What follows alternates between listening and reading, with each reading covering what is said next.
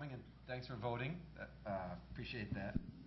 Okay, so our goal here is to to inform you about the planning board, what we do, what we spend our time on, what we think about, and then raise some questions. And a significant amount of our time to Q&A or a discussion.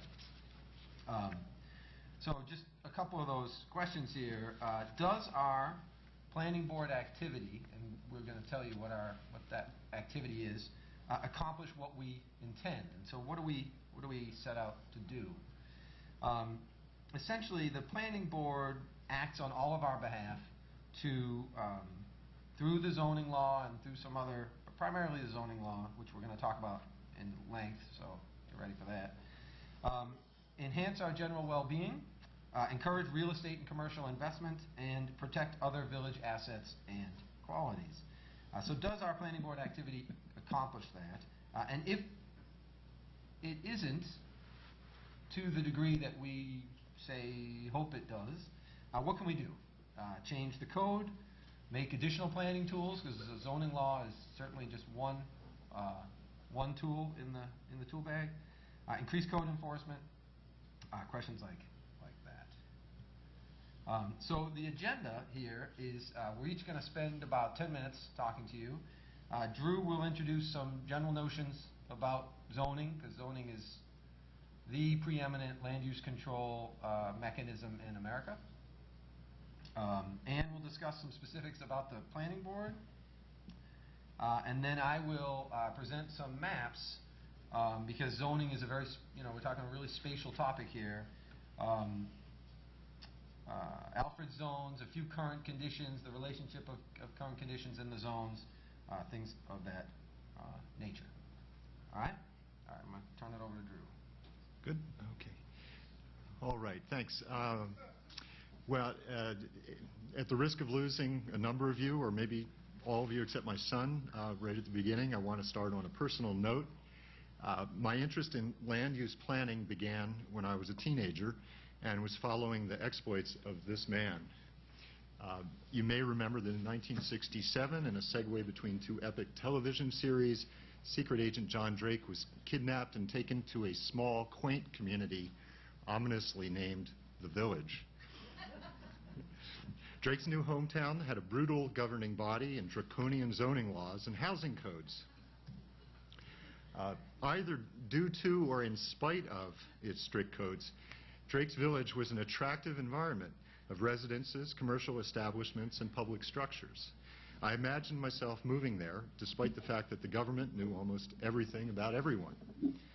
30 years later, I found myself relocated to a small, quaint community called The Village that has equally appealing green streets, interesting architecture, and friendly public spaces. And as I think you'll agree, and Alfred, our neighbors know almost everything about everyone else. Now, while the Village of Alfred maintains its charm through a truly democratic approach, we do have a variety of codes that govern how we behave and how we build and use structures. The codes come in three forms: ordinances, zoning codes, and housing codes. Our police department is responsible for enforcing most of our ordinances. Our village code enforcement officer, the CEO, oversees our housing codes. And our planning board, together with our CEO, oversees our zoning codes, which are enforced by the CEO. You can find this page and its links to the full text of the laws and the codes on the village website. The address is alfredny.org. It's a pretty magnificent website at this point. There's a lot of work that's been put into it. Before launching into the topic of zoning techniques, I want to quickly review what the Comprehensive Plan Committee learned from the village population 9 years ago. The comprehensive plan remains important because the planning board activities should be in sync with the plan. During the public meetings held as part of the comp plan process in 2004, the committee identified 5 issues that involved areas where the village planning board has some degree of jurisdiction. I believe these priorities have remained central to the community. Judging by citizens' comments at the public meetings, the Village Board of Trustees and the Planning Board have a virtual mandate to maintain Alfred's unique character, its sense of place, while at the same time promoting community development. The Comp Plan Committee summed up this notion in a deceptively simple goal: make Alfred the preferable place to live. Here are photos of recent building projects and renovations that the Planning Board has approved with this goal in mind. The first slide shows renovations that were financed by the New York Main Street program, led admirably by our mayor-elect and a committee of five other volunteers. We distributed approximately $275,000 to 8 owners who renovated 11 buildings clustered on Main Street or very close to the center of the village. Next one. Photo of some recent commercial investment, and the photos are only projects close to Main Street. There obviously have been some magnificent new buildings on the 2 campuses constructed recently or still underway, but I wanted to illustrate that when people think that Alfred doesn't change, it's not quite an accurate idea. Next slide, please. The university has renovated 2 of the prominent buildings on Main Street that people encounter as they drive in from the north side of town. And the last picture in this series is a sampling of residential renovation projects. In total, these projects have shown amount to well over $1 million of investment. So how do we preserve the appeal of our village while also attracting new homeowners and businesses? The traditional way for communities to protect their character and manage change is through the adoption of zoning codes. And this is what the village did in the early 1970s. Zoning in America dates back over 100 years, and the most common type of codes is termed Euclidean zoning. It's named for an Ohio village, now a city, which won a court case in 1926 that held off a developer's challenge to their law. Our village adopted Euclidean zoning techniques and has supplemented these with 3 additional planning methods that Ann will discuss in a moment. Now, the goal of Euclidean zoning is to bring some measure of stability and predictability to a community by controlling residential density and the location of different land uses. The Euclidean process features 2 techniques. First is the use of dimensional standards for buildings and lots. For example, maximum heights and lot coverage, minimum setbacks of buildings from streets and property lines, and minimum acreages per lot. Dimensional standards in and of themselves can influence the architectural coherence of a community. The second Euclidean technique involves the grouping of what are deemed to be compatible land uses and the assignment of these groups to distinct districts. In a few minutes, Justin will show you what our zoning districts look like. Euclidean zoning is meant to have the advantage of simplicity. The codes should be easy to apply, but this efficiency comes with a constraint on flexibility. Our zoning offers little defense against the construction of an unattractive little house that is consistent with our dimensional standards. And it doesn't easily let us approve a beautiful large home with a mother-in-law apartment and a carriage barn with studio space, a complex that might well add to the charm and vitality of Alfred. Frank Lloyd Wright's designs would have been a tough sell here. Now, there are alternatives to a strictly Euclidean approach. So-called overlay zones can be superimposed on base zones in order to protect certain resources that span different districts. We have 2 overlay zones in Alfred, the Historic District and an Aquifer Protection Zone. Codes can also be goal-oriented, and this is known as performance zoning. They can be based on incentives. They can also be based on design, focusing on the style and appearance of structures. In the last 30 years, innovative approaches have been developed under titles such as New Urbanism and Smart Planning, and planners have also been addressing the special needs of rural communities. Ann will now speak about how our planning board actually operates and the tricky areas of new construction and changes in the historic district. Good afternoon, everybody. Well, first of all, what's the purpose of the planning board? We are to review and support the site development plan applications for exterior improvements of residential and commercial structures, as well as the oversight of the historic district. our structure is the planning board itself is composed of 7 volunteers and 1 alternate. And we serve a 1 to 3 mayor-appointed term that's renewable. And we need to attend mandated yearly 4-hour training courses.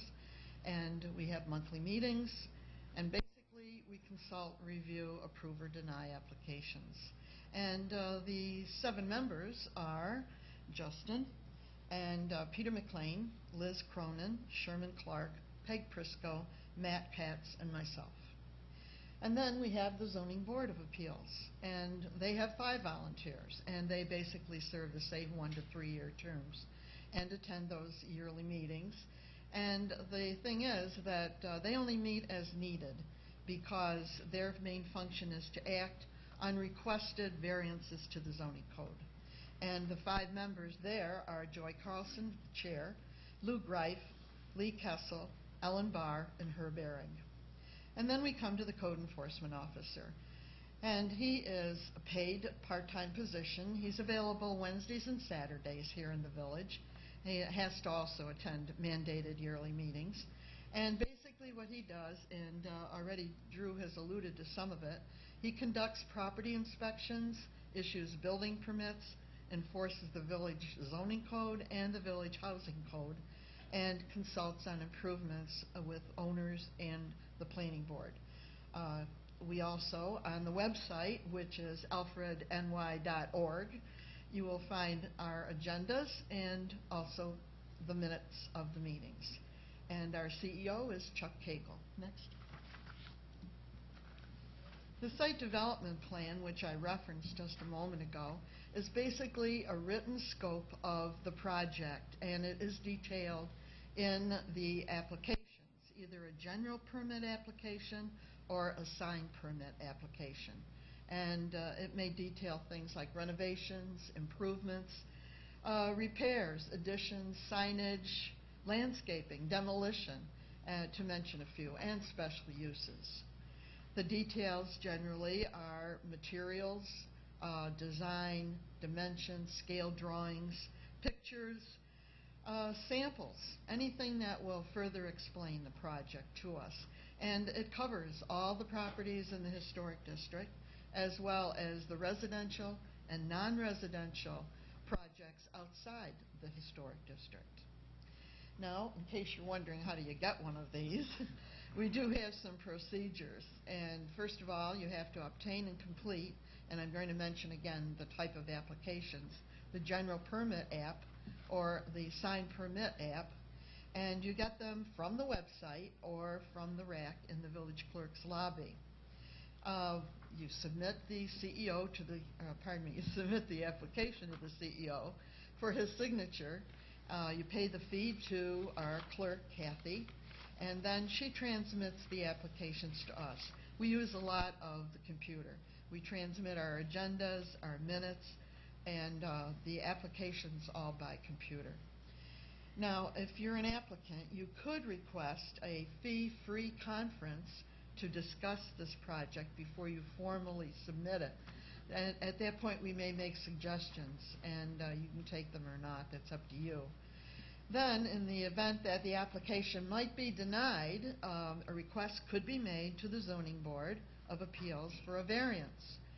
And what you need to do there is a fee-free appeal form needs to be completely filled out explaining why a variance should be given in either area or in use of that property that that is involved here.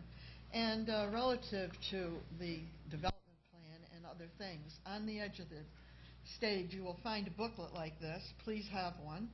And we've prepared it, and it basically is called Questions and Answers About Permits, Planning, and Zoning, and it's free. Also, right next to it, you'll find an examination copy of the comprehensive plan that Drew referenced. Next. This brings us to special use permits, and there are a variety of them, and I'm only going to talk about a couple of them. And basically, they're required because a proposed project or use in a specific district may include conditions or restrictions or safeguards to promote the health, the safety, or the general welfare of the community. And in relation to this, there's always a public hearing held before it is actually finally approved, or ultimately it might again be denied. You never can tell. And some of the areas that are covered are fencing, and I think that's up there, yes. And if the fence is greater than 4 feet in height, both temporary or permanent, then it needs a special use permit. I'm not giving you all the things that go with each, just touching base so that you have an idea. Relative to the swimming pools, there are actually 10 conditions that are stated in the code if you want to put in a swimming pool, such as it has to be in the backyard, and there has to be a 6-foot fence around it. It has to have a gate or other closing, which has to be locked when the pool is not in use. So that gives you an idea of that. Then one of the other areas is home occupations, and we have that because we have split it out into 2 types, and mainly a home occupation has to be compatible with the peace and the quiet of the neighborhood and the residents. The minor home occupation is one that can be conducted without a permit, but otherwise has to comply with the codes. And it'd be a professional office, an artist workshop, graphic designer studio, something of that nature, and no advertising is allowed. On the other hand, the major is subject to the site plan, and approval is valid for 2 years from the date of issuance and reviewed biannually. It is limited signage allowed, and that does require a sign permit then. And that would be like a medical office, the beauty shop, a real estate agency, or whatever. And one of the other areas that's not up there, but is part of this, relative to the large dwellings. This means 4,000 square feet or greater of living space would fall under that category. And depending on the use, the owner or a manager must be in residence. Renovations have to be suitable to that residential character in color, materials, lighting, and so on. And an example of that is the former Omicron sorority house on South Main Street. Now, how do you get one? You just follow those procedures that are given for getting a site development plan. Go ahead. And that brings us to the historic district. As it says up here, established in 1987 by the United States Department of the Interior, and it is listed on the National and State Registers of Historic Places. It consists of 133 properties, structures that range from 1818 to 1930. Predominantly residential in various styles like Federal, Italianate, Octagon, Greek Revival, and there are 2 buildings in that too. The Terracotta Building that was built in 1892, and in case you're not familiar of what I'm talking about, it's that little building that is directly across the street from the post office. And also Fireman's Hall, which was built in 1890, but we now call the Village Hall. The area consists of North Main, South Main, Ford, Terrace, Sales, Glen, Park, Church, and West University. It's subject to the zoning code, as you've already heard, and additionally, if renovations are to be made, the contractor is urged to follow the United States Secretary of Interior standards. And we do have a slide, and it is number 26, and it'll be coming up. We were going to put it here, but somehow that didn't happen. At any rate, it's 26. And if you would like to check with me later and find out if your address is in one of the areas of the historic district, let me know. Next. Okay. So before we take to the air, as it were, let's sort of just do a quick review here of the intention of our zoning districts. So and this is universal, but we very much so in place in Alfred. The goal is districts of compatible use to establish land use predictability, stability, and essentially encourage investment. People know what they're kind of getting into, what their neighbors might get into, and that kind of thing. Just in terms of the use of their land, they're not going to be, they stability, predictability. That's the two terms I think is keep in mind. The other kind of ground rule here before we look at some maps is the district names indicate the use of highest intensity. So we have these different levels of intensity for uses. It rolls up, or in the case I'm going to present them, kind of scales back as we move away from the downtown portion of our village. Okay, so we can't put Alfred in the box, as it were, so we're going to do the traditional thing and look at things from the air. And what I want to do with this slide is just point out a couple things. So I have rotated north. Normally we're used to looking at maps, north is up, but for the sake of the orientation of the slide, north is now facing us to your right. And the other thing I want to call out on this slide is the village boundary. We're not talking about a large chunk of geography, about 1.5 miles north-south and about a little over a mile east-west at the widest point. And just so you can kind of get your head around this, I guess, Alfred State, upper right, West University neighborhood, upper left, residential neighborhoods on your left, South Main, High Street, and Pine Hill and Sales. AU occupies the sort of bottom middle, and the North Main, Glen, Hillcrest, that area, and of course downtown right in the middle. All right? Everybody with us? All right.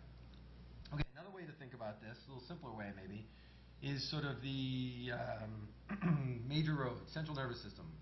So here I've called out North Main running to Hornell, and then South Main to Wellsville, West University, and Route 244. And what we're going to do for the majority of these slides is drop that imagery away so we can present some of these zones a little more legibly. So here we go. I'm going to add a few more roads here. This data that we use for ownership information, sort of base our districts on, is managed by the county real property services. So those folks are the ones that manage our kind of official ownership records, drive property taxes. So you'll see there are these voids in our village, and those are the campuses in terms of infrastructure. Because of their tax nature, they do not, the folks at the county put those pretty low on the priority list, so things just sort of either end at the edge or actually are not maintained within, so you'll just kind of keep that in mind. Okay, so here's our first district, and there's actually 2 business districts, but we're going to kind of boil things down a little bit here. Occupying the core of the village, right downtown, the intersection of West University Church and Main. Highest intensity uses allowed, and I'm not going to list specific uses, but I think we all know what that area is like and therefore what's possible there. The next sort of next level down, I guess, is multifamily residential. And again, this is showing a combination of 2 districts, multifamily residential and 2-family residential. And we see that is strung out largely along Main Street, around Glen, around 244, and a little bit on the north end of the Pine Hill neighborhood, Sales neighborhood. Okay. Here's our single-family residential. Again, we're sort of radiating out from the downtown area. And the thing that makes us unique as a village is our education district. So I think that is it, boiled down in a nutshell. Okay, so that's the framework, and now what we want to do is just look at some comparisons of, okay, so we've created these zoning districts decades and decades ago. We've been evolving, growing, changing, good stuff. How are we doing? How are we doing? Oh, I forgot. forgot. Historic district. So here's the map that I couldn't figure out a way to get into Ann's slide. So you can see the historic district largely grouped along Maine. It's a large historic district. I would say that the thing that makes us most unique is the large amount of land, obviously, that's devoted to educational use.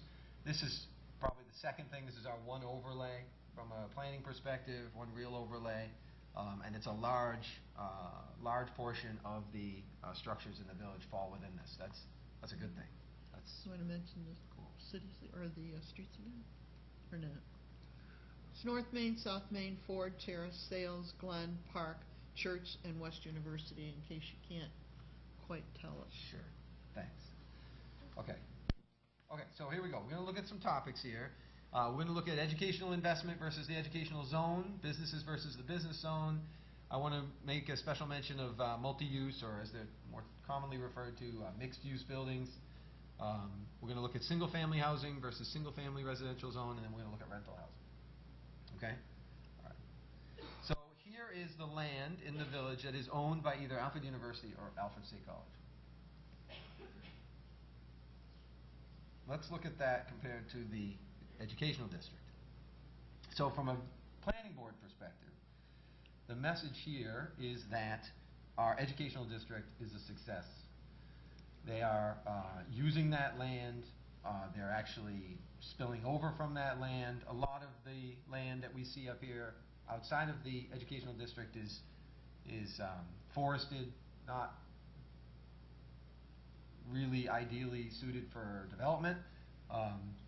But there are some definite lots that are occurring.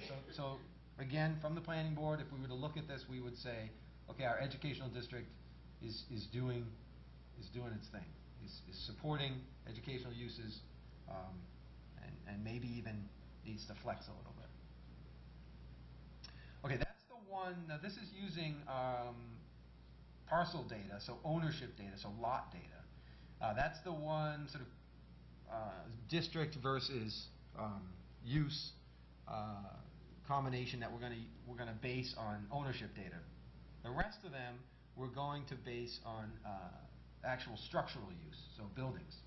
So here is the sort of footprint of our village in terms of structures. And as you can see, we've got a variety of sizes, which I think for the purposes of these next few maps might distract if we start color coding these by different uses and so forth. So we just made them all dots. So we all own a dot. All right. Okay, so here is business locations, and this is not a comprehensive list. It's sort of fairly comprehensive, but if you notice something that's missing, we're human, right? So what we see here is that our businesses are heavily clustered in the business district. Once again, from a planning board perspective, we would say that that's working, right? This is we got a lot of business activity in our business districts. That's a good thing. That's a healthy thing. The few outliers are pretty light business footprints. The bank, most recently down on the north end of town. Some doctors, lawyers, that type of office space off of Glen. And then the Alfred Sun Publishing. Almost all the rest. Oh, and the acupuncturist, right, on West University. Almost everything else is occurring in the business district. So that's a good thing. Maybe again, might be, you might have a conversation, we might have a conversation that additional business district land needs to be made available, or not. Okay, I said earlier I wanted to mention mixed use. So one of the things that planners and sort of folks that do community development and look at communities to see if they're sustainable and so forth, look for are mixed use buildings. These are buildings that have both typically commercial and residential uses occurring within one structure. Again, typically commercial on the lower floors, residential of some form on the upper floors. That is desirable. What is good news is we have that in Alfred throughout our downtown area, in and around our business districts. So that's a good thing. So again, when we look at these things, we think that the zoning, the mechanisms of the zoning are steering us in a relatively good direction. Okay, the last couple here, turning to residential. So here is single-family residential and the single-family residential zones. Again, you know, we've got some, a lot of, the zone's doing its job, if you will, right? A lot of the single-family activities occurring in single-family zones. That's good. That's, you know, predictable in these terms we use. There is some that moves onto Main Street. That's totally fine. It's not a bad thing or anything like that. But you know, we watch that. That informs, you know, our approach to zones and allowances and things like that. We see it on South Main. We see it on North Main. We see it moving down Sales, I think that is, Terrace, that area. So a lot of single family, right? That's a good thing. Okay, this last one, I believe, this is the last one we're going to look at, is our rentals. I should say one thing.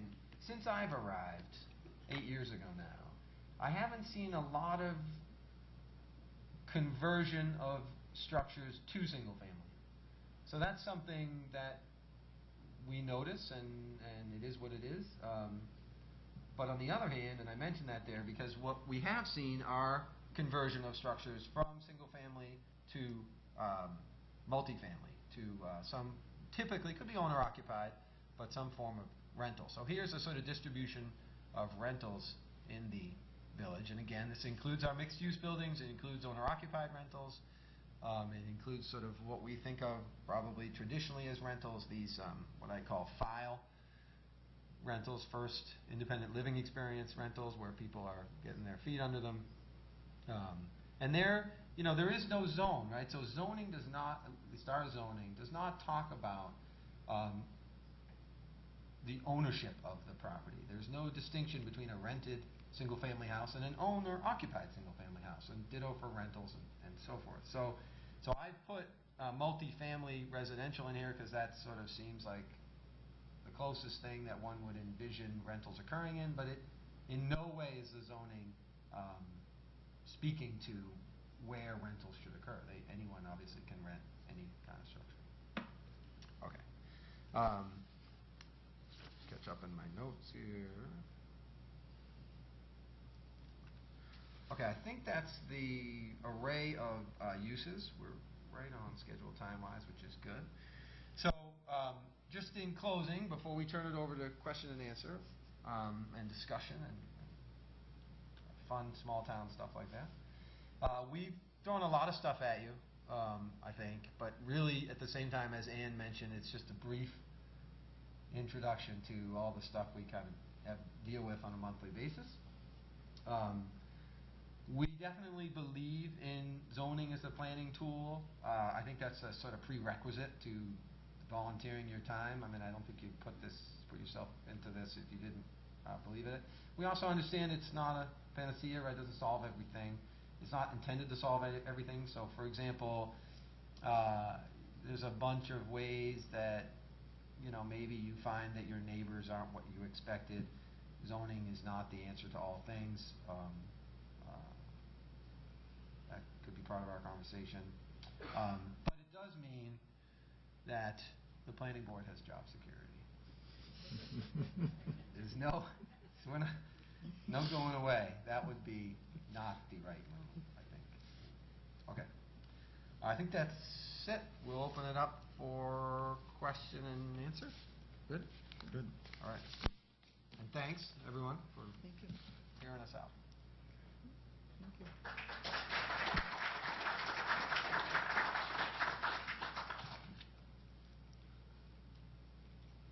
Gosh, you guys are just like Yeah. my students. Exactly what I was thinking. You guys understand all that stuff I just threw at you? Oh, yeah. We got it. Gary. What kind of fast salaries do you folks get? Remember, I said volunteer. That's it. That's it. No, Gary, it's all in the bribes. He knows that already. Former mayor. Right. Yes, Mary. Is the dotted line there, the not in the box, whatever, is that what the planning board oversees? Is that still, I don't know if you Yeah, that's the village boundary, and that is the That's jurisdiction. village boundary. Village boundary, yep. So our village is within the town of Alfred, Right. yep. And the zoning that we primarily spend our time overseeing extends to that line, Okay. yeah. Yeah, sure. Can you talk a little bit about creative uses of infill buildings and big houses and all of that? You're looking at me? No, right, you take it since you don't. I can give it. Question. Repeat the question. I'd like a little more specificity. Can you? Well, where? I live next to a vacant lot in a single family, in a multi-family thing, and it's a small lot, the house burned down. It doesn't really have room for a rental property, which would be the appropriate use, but a nice small house that would handle a single person or a couple, which you would think there would be a lot of market for, would be a real addition, I think. And there are other vacant lots, and I think that it kind of goes against the whole philosophy of it's definitely compatible uses, but it's not in zone. Right. So Sherman is touching on something that is definitely something we talk about, which is when things burn down in our village, they don't get rebuilt. And why is that? Like, what is, that's not a healthy indicator, I think. So he has a lot next to him. He lives on South Main in a multifamily residential district. And we sort of asking, what do we think about infill development, development into these lots that have sort of appeared, I guess, been freed up over the years. So that's his question. Right.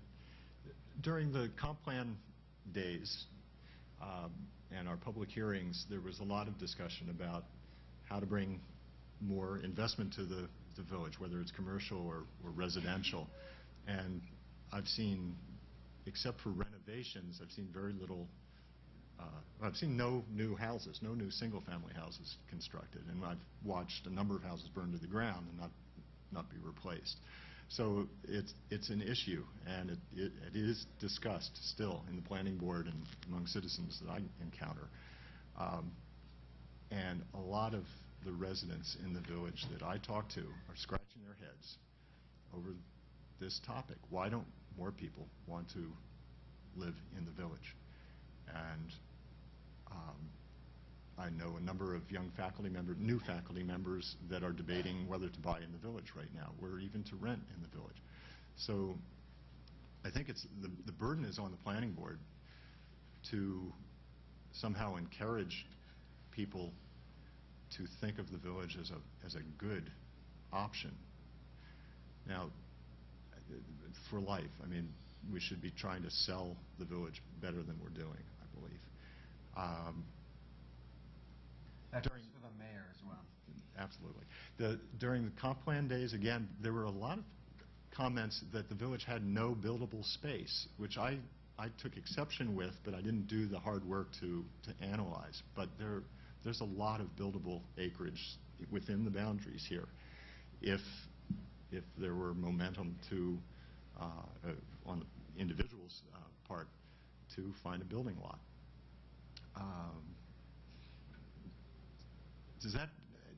It's an open question. I can't answer it, except that people are talking about it, and this issue of why do people choose to live outside the village when the commute is so short to their likely working spaces if they live here. There are a lot of economic reasons to be here. Well, maybe the relevant thing to this discussion today is to talk a little bit about how a zoning law and a zoning and an appeal process can work for you rather than seeming like constraining. Mm-hmm. Yeah. So he was saying, how does the zoning law work for you as opposed to constraining? I think the idea of the zoning law is it is constraining on behalf of you. So it gives you, when you buy a property to build on, or more typical for all of us, buy an existing structure, what can you do with that?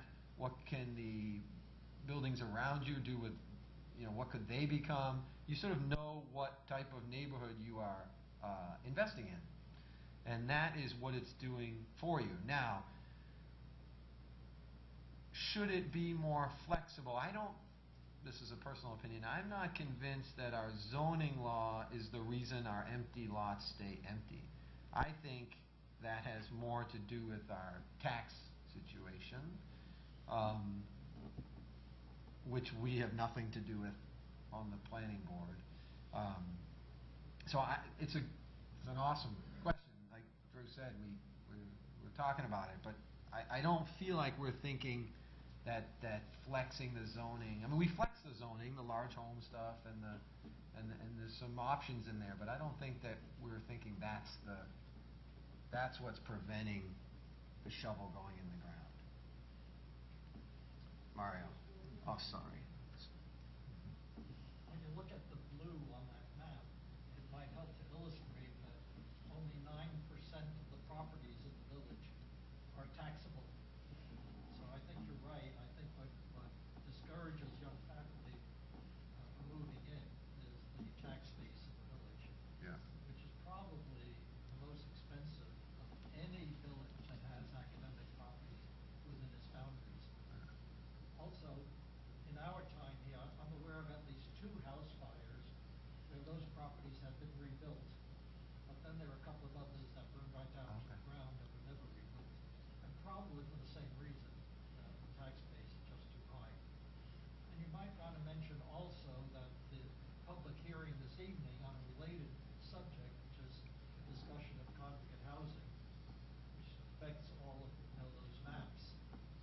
And so there'll be a public hearing about that, and there's a second one on the moratorium fracking that the village is going to oppose. Yeah. So it's 9% of the assessed value is taxable, Right. not acres of land. No, Yeah, no. yeah, assessed value, which is what. Anyway, yeah. Okay. I just wondered, because I had thought that some of the properties along Main Street, the fence houses that burned down, had left lots that were too small to build on. That's not true. I think it's true in part, and there hasn't been an analysis Right. to locate those lots. That's a good question. Steve was suggesting that the reason that some lots haven't been built on after a house has burnt down is that the house was actually non-conforming according to zoning code, and the lots were too small. I think that that's true in some cases. My gut feeling is that it's true in some cases and not true in many, many more cases. That there are many lots. I think a number of things are happening in the village. When lots become vacant, if the neighbors are next door, they are used to the open space and aren't pressured or seeking, they're not energetic enough to build a new property there. It just hasn't happened.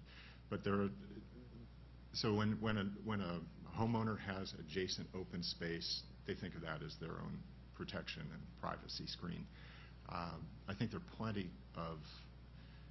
plenty of acreage for new houses. I don't see the pressure for constructing on any of them. And I think I've only heard in 15 years of one show of interest in building on a small lot along Main Street.